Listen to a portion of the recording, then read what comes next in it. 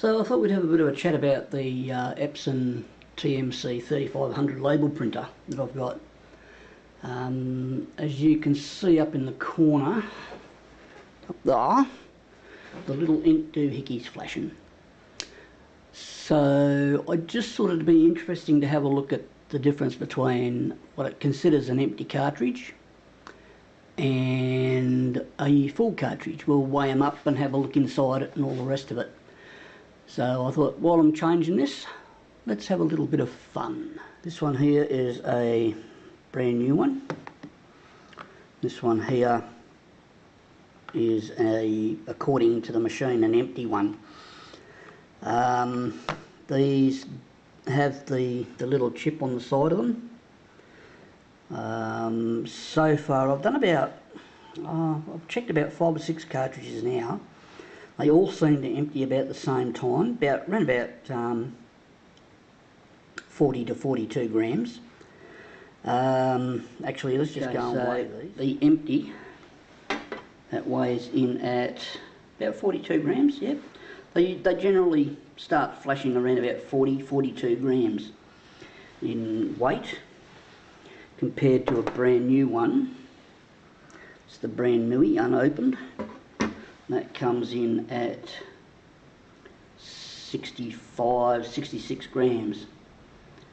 And I've often wondered whether, just how accurate those little chips on the side of them are. You can reset them. So just how much ink is left in this little cartridge that weighs 42 grams. Just a tip, always work on paper, always wear latex gloves. It'll save you a lot of mess and heartache and cleaning up afterwards. Trust me, I know. Now, on these, the one with the chip normally drains first. So if there's any ink left, it's going to be in that side, that one there. Get yourself an old syringe. Let's just have a look, see how much ink is left in this. You'll know which side is empty because when you go to try and drain it, you will get a vacuum and you will not be able to pull down on the syringe thingy-dooer. You may have to play with it just for a little while. Try and keep it upright. As you can see, we're getting down to around about 4 mil, 5 mil, about 4.5, 5 mil. I can't pull it any further. That way I know it's exactly empty. So there's probably another 4.5, 5 mil in there. You can get quite a few labels printed with that. So when your label thing starts flashing telling you it's empty, don't believe it, basically. You can still get a lot of labels. I can do,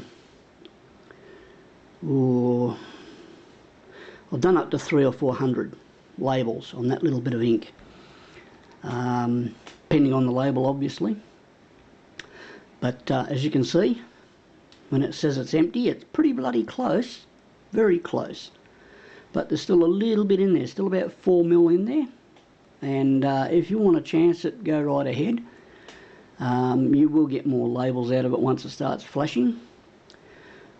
Not sure what will happen if you run it completely dry. It may cause problems with your printer. So, when it starts flashing, you still got a little bit of room left. That's basically all it's trying to say. And as I said, I've never tried to refill these as I'm not too sure. This is pigment ink. Yeah, we'll have a try of that later. Right, let's have some fun and pull this little bugger apart. As you can see, there's 2 sections, 2 tanks. I've never actually pulled one of those apart, so this is going to be a bit of a first for all of us. Now, this chip, there is no connections to the inside of the ink cartridge at all. It just sits there. A little integrated circuit on the back of it.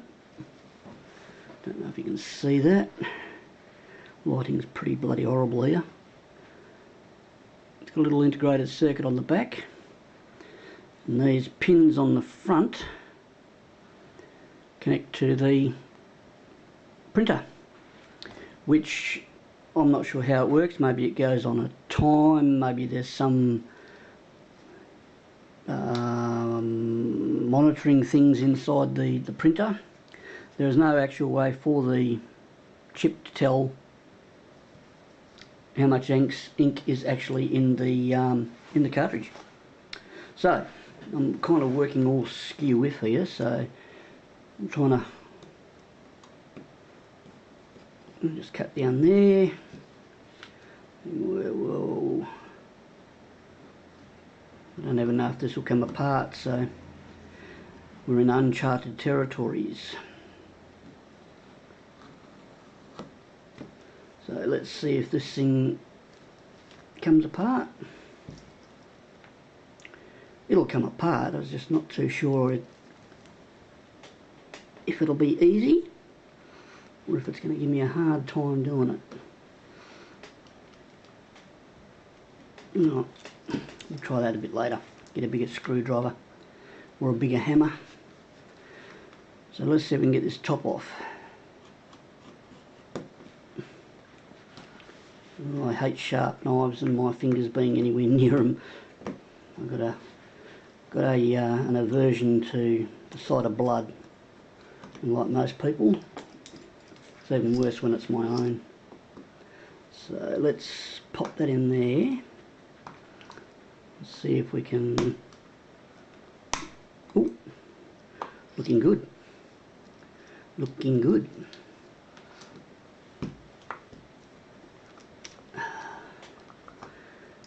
I've got to get a decent screwdriver here. Hang on a second. Alrighty, take two.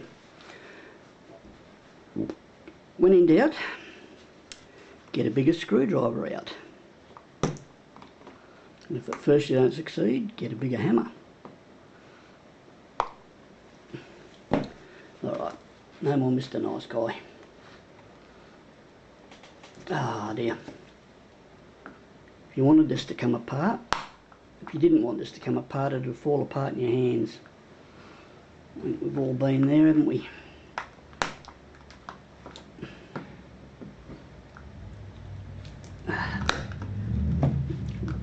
And that was the resident knob jockey.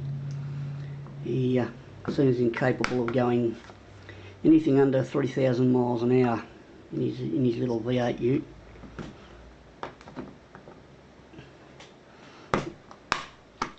Right, here we go.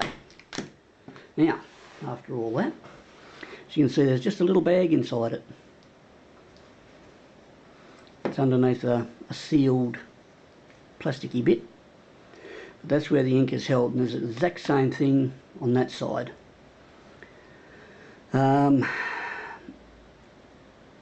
So if you're going to refill these, do not use a syringe with a needle on it, because you will puncture that bag very easily. It's not a very strong bag. It doesn't need to be a really strong bag, but they'll give you an idea of what's inside it. And as I said, there is no connection whatsoever to the inside via that little chip. So I hope that's been a bit of a help to you, and it helps people understand what's inside these cartridges. The chip is pretty accurate, as I said. If it's showing empty, you've still got a little bit in there, but not a lot.